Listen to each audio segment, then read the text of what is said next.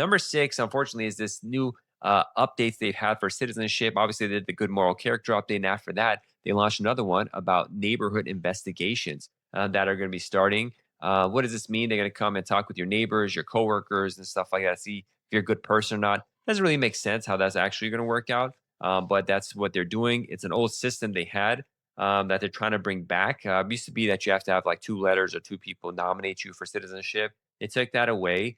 And what's interesting is the memos came out and they had a bunch of footnotes. So I went and read them all, the court cases that are related to all this kind of stuff because I was going to do a full CLE.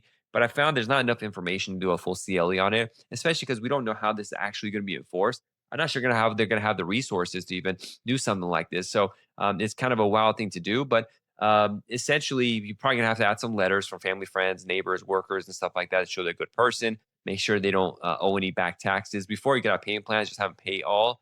If they had any bad history, show rehabilitation, and it's gonna be a luck. And because reading the history, there was one interesting thing that was there. The Justice Department of Justice Office of the Inspector General examined the INS Citizenship USA initiative and to see how citizenship happens. There's this big report that happened that caused a lot of the changes that are in the immigration system with regard to naturalization. And it's a really long report, so I haven't read through the whole thing, but it's really long. But what was interesting in it that I read, there was a couple of points in there. Apparently, they had these systems that they're trying to reinstitute now with checking people's background, judging good moral character. But what they saw is there's no standards that can be created because it's so all over the place. And what inevitably ended up happening is every field office and every officer is doing stuff differently. There's no national standard. And they would do stuff where in some places at the oath ceremony, if they felt the person's English wasn't good enough, they'll have a system pull off system where they would just initiate like they pull their hand down like a trucker honking their horn kind of thing, and they would like take out people from oath ceremony and kick them out and say you can't do it. And they found this is really kind of disrespectful kind of way to go about it.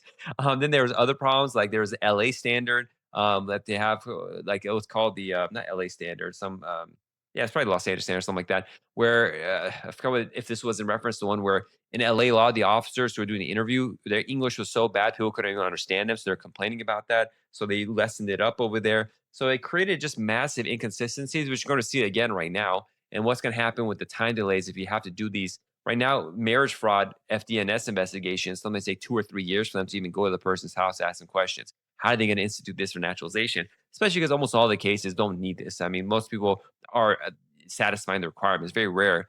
And the systems they have in place with the background checks and like we'll bring up all the information about taxes, about their work history, about their credit report. So all the information you look for, they're going to waste people's time to go to talk with their neighbors is going to be there.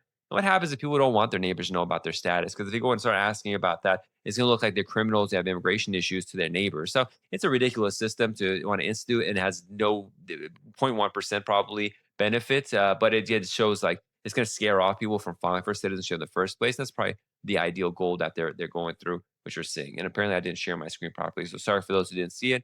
But the report, the executive report link, so you can check it out. That's there.